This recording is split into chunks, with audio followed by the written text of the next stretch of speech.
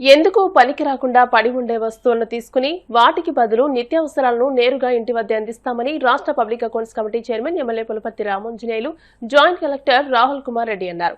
భీమవరం మండలం తాడేరు గ్రామంలో స్వచ్ఛ రథాన్ని శనివారం ఎమ్మెల్యే అంజిబాబు జేసీ రాహుల్ కుమార్ రెడ్డిలు ప్రారంభించారు. అనంతరం ఎమ్మెల్యే అంజిబాబు మాట్లాడుతూ ఆంధ్రప్రదేశ్లో గ్రామీణ ప్రాంతాల్లో ప్లాస్టిక్ వ్యర్థాలను సేకరించి వాటికి బదులుగా నిత్యావసర సరుకులను అందజేసే స్వచ్ఛ రథం పథకాన్ని ప్రారంభించామని, ప్రజల నుంచి పాత ప్లాస్టిక్ డబ్బాలు, మిల్క్ ప్యాకెట్లు, పాలిథిన్ కవర్లు, ఐరన్, స్టీల్ వంటి 29 రకాల వస్తువులను ప్రజల నుంచి సేకరించి అందుకు ప్రతిగా కొబ్బరి నూనె, సర్ఫ్ నూనె, గోధుమ పిండి, మినపప్పు, కంఫర్ట్ వంటి 12 రకాల సరుకులను అందజేస్తామని అన్నారు. కేజీ పాత ఇనుము 20 రూపాయలు, పేపర్లు 15 రూపాయలు, పుస్తకాలు 10 రూపాయలు, అట్టపెట్టెలు 10 రూపాయలు, ప్లాస్టిక్ సీసాలు 20 రూపాయలు, స్టీల్ వస్తువులు 20 రూపాయలు, అల్యూమినియం 120 రూపాయలు, గాజు సీసా 2 రూపాయల చొప్పున కొనుగోలు చేసి వస్తు మార్పిడి విధానం కావాలని కోరుకునే వారికి నిత్యావసర వస్తువులు అందిస్తారని అన్నారు. జేసీ రాహుల్ మాట్లాడుతూ ప్రజలు తమ ఇళ్లలోని ప్లాస్టిక్ వ్యర్థాల మొదలు పాత పుస్తకాల వరకు స్వచ్ఛరథాలకు ఇచ్చి అవసరమైన నిత్యావసరాలు తీసుకెళ్లొచ్చని, గ్రామాల్లో పారిశుద్ధ్య సంస్థ పరిష్కారం కోసం ఈ విధానాన్ని స్వచ్ఛరథాల ద్వారా ప్రారంభించడం జరిగిందని అన్నారు. ఈ కార్యక్రమంలో గ్రామస్తులు, అధికారులు, కూటమి నాయకులు, కార్యకర్తలు, అభిమానులు, వీర మహిళలు, తెలుగు మహిళలు పాల్గొన్నారు.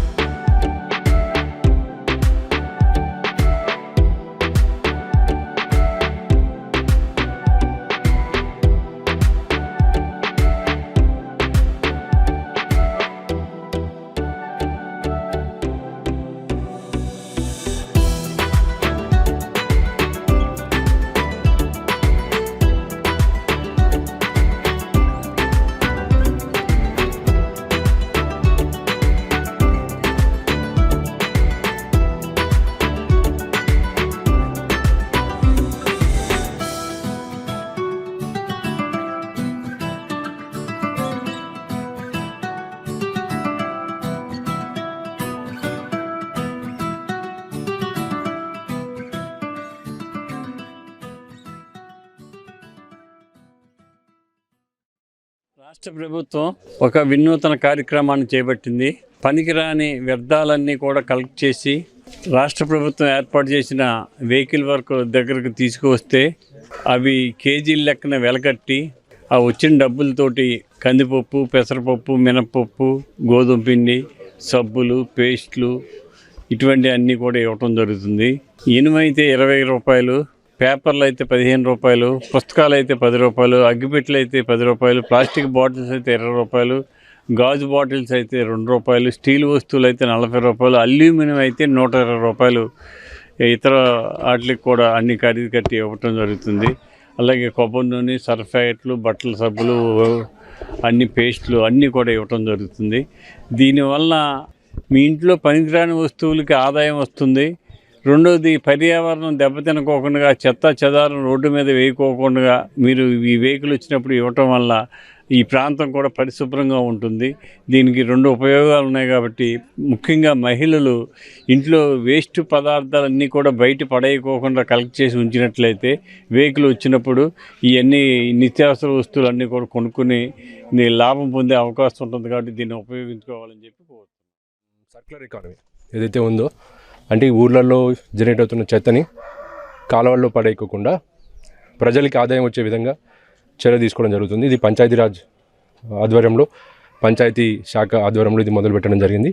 ఇది ఎంతో ప్రజలకు ఉపయోగపడే పరిణామం. ఎందుకంటే కాలువల్లో, ఓపెన్ స్పేసెస్లో చెత్త వేయకోకుండా ప్రజలకి ఆదాయం కలిగించే విధంగా, అదేవిధంగా ఒకరికి ఉపాధి కలిగించే విధంగా దీన్ని ఆర్గనైజ్ సెక్టర్లోకి తీసుకురావడం జరిగింది. దీనివల్ల ఖచ్చితంగా కూడా మన జిల్లాలో, గ్రామాల్లో ముఖ్యంగా శానిటేషన్ ఇంప్రూవ్ అవ్వడానికి చాలా దోహదపడుతుంది. చూసుకున్నట్లయితే ఆల్రెడీ మున్సిపాలిటీస్లో కొంత అన్ఆర్గనైజ్ సెక్టర్గా నడుస్తుంది. దీన్ని ఆర్గనైజ్ సెక్టర్లోకి తీసుకొచ్చి గవర్నమెంట్ పరిధిలో చేయడం అనేది చాలా మంచి పరిణామం. 25,000 మనం ఆపరేటర్కి ఇస్తున్నాము. అదేవిధంగా ఈ హోల్సేల్లో ఈ వస్తువులని కొని అతనికి అది మార్జిన్ రూపంలో కూడా ఇవ్వడం జరుగుతుంది. ఇంకా ఇది పైలట్ బేసిస్లో ఇప్పుడు మొదలవుతుంది కాబట్టి ఫ్యూచర్లో దీన్ని ఇంకా ఇంప్రూవ్ చేయాలంటే ఏ విధంగా చేయొచ్చు అనేది ఆలోచనలో ఉన్నాము. చూసినట్లయితే ఒకటి, పంచాయతీకి కూడా కొంత రోల్ కల్పించి ఎక్కడైతే ఎక్కువ చెత్త కలెక్ట్ చేసుకొని మనము తిరిగి సర్క్యులర్ ఎకానమీకి తెస్తున్నామో ఆ పంచాయతీ కూడా ఇన్సెంటివైజ్ చేయడానికి మనం ఆలోచన చేయొచ్చు. అది ఖచ్చితంగా కూడా ఇక్కడ వచ్చిన ఏవైతే మనకు లెసన్స్ ఉంటాయో ఖచ్చితంగా ఇవన్నీ కూడా కమిషనర్ గారి దృష్టికి తీసుకెళ్లి దీన్ని ఇంకా మంచిగా సక్సెస్ఫుల్గా చేయడానికి ఎలా చేయాలో అవన్నీ కూడా గవర్నమెంట్కి నివేదిక రూపంలో ఇవ్వడం జరుగుతుంది. ప్రజలకు విజ్ఞప్తి ఏంటంటే ఇలాంటి కార్యక్రమాన్ని ఏదైనా మనం పైలట్ బేసిస్లో కానీ ఎక్కడైనా ఇంట్రడ్యూస్ చేసినప్పుడు దాన్ని వెల్కమ్ చేసి దీన్ని ఇంకా ఎలా సక్సెస్ఫుల్ చేయాలో మీరు సజెషన్స్ కానీ అవి కూడా ఇచ్చినట్లయితే, మీరు కూడా దాంట్లో పార్టిసిపేట్ చేసినట్లయితే ఖచ్చితంగా దీన్ని గవర్నమెంట్ ఏదైతే అనుకుంటుందో, ముఖ్యంగా హానరబుల్ సీఎం గారు, డిప్యూటీ సీఎం గారు సర్క్యులర్ ఎకానమీ అని ఎప్పుడు అంటుంటారు. ఎందుకంటే చెత్త అనేది వేస్ట్ కాదు, ఇట్స్ ఎ వెల్త్. ఆ వెల్త్ని జనరేట్ చేయాలి అంటే మనం ప్రజలందరూ కూడా భాగస్వాములు అవ్వాలి. ప్రజలకు దగ్గరగా ఉన్న ఈ కాన్సెప్ట్ ఏదైతే ఆల్రెడీ ఎమ్మెల్యే గారు చెప్పారు, ఇది ఎప్పటి నుంచో వస్తున్న ఆచారం. ఊర్లలో ఎప్పుడో చెత్తని కలెక్ట్ చేసుకొని వెళ్ళిపోయేవాళ్ళు, వాళ్ళకి ఉల్లిగడ్డలో ఇవో ఇచ్చేవాళ్ళు. దాన్ని ఇంకా మనం ఆర్గనైజ్ సెక్టర్లో తీసుకొచ్చి ఇంకా గవర్నమెంట్కి ఏదైతే అనుకుంటుందో ఆబ్జెక్టివ్ స్వర్ణ గ్రామాలు అని చెప్పి అంటుందో అవన్నీ సాధికారం చేసుకోవడానికి ఇది ఒక మంచి ప్రయత్నం. దీంట్లో పంచాయతీ భాగస్వామ్యం అవ్వాలి. ఇక్కడున్న ప్రజా ప్రతినిధులు కానీ లేకపోతే గ్రామస్తులు కానీ అందరూ కానీ దీంట్లో ఇన్వాల్వ్ అయితే ఖచ్చితంగా కూడా ఈ స్కీమ్ అనేది సక్సెస్ అవుతుంది. చెత్త సేకరించడం అంటే పబ్లిక్ లో ఇది చెత్త కదా అని ఒక నామోసుగా చాలా మంది ఫీల్ అవుతుంటారు. బయటపాటి చెత్త ఉంటది, మనకి విలువైన చెత్త ఉంటది. ఇవాళ విలువ లేదంటూ ఏది లేదు, ప్రతిది కూడా విలువైందే. ఆ విలువైంది పబ్లిక్ కి అంటే ప్రజలకి మంచి జరగాలని ఈ ఒక కంకణం కింద ఒక ఆలోచనతోని మంచి నిర్ణయం తీసుకున్న ఉప ముఖ్యమంత్రి వర్యులు మన పవన్ కళ్యాణ్ గారు ఈ పంచాయతీలకి చేసి అభివృద్ధి ఎంతంటే అంతు చెక్కనంత చేస్తున్నారు ఆయన. ఎందుకంటే పంచాయతీలు ఆయన గ్రామ ప్రజల్నే ఆయన ఆరో ప్రాణం కింద ఆయన మనసులో ఏర్పాటు చేయడం జరిగింది. అందుకని పంచాయతీలకు ఎన్నో నిధులు ఇవ్వడం కానీ, పంచాయతీలు రోడ్లు వేయడం కానీ, అలాగే పంచాయతీల్లో వచ్చిన చెత్తను కూడా ప్రజలకి లబ్ధి పొందేలాగంటే యాక్చువల్గా ఈ చెత్త స్వీకరణ అనేది ఈ రోజు కాదు, గత 50-60 ఏళ్ళ బట్టి ఉంది. కానీ ప్రజలకి దీని గురించి పూర్తిగా అవగాహన లేదు. పూర్తిగా అవగాహన లేదంటే మనం ఒక పూర్వం మన ఇళ్ళ ముందు ఉన్న చెత్త ఉంటే కనుక మన గుమ్మ ముందు లేదా ఆ పక్కన ఈ పక్కన వేసేసేవాళ్ళు. ఆ తర్వాత కొన్ని ఏరియా మన చంద్రబాబు నాయుడు గారు ఈ చెత్తలా కాదు, మీరు ప్రత్యేక చోట డంప్ చేసుకోండి, మా జనం పంచాయతీ జనం కానీ మున్సిపల్ జనం వచ్చి తీసుకుంటారని ఒక అవగాహన ఏర్పాటు చేయడం కూడా జరిగింది.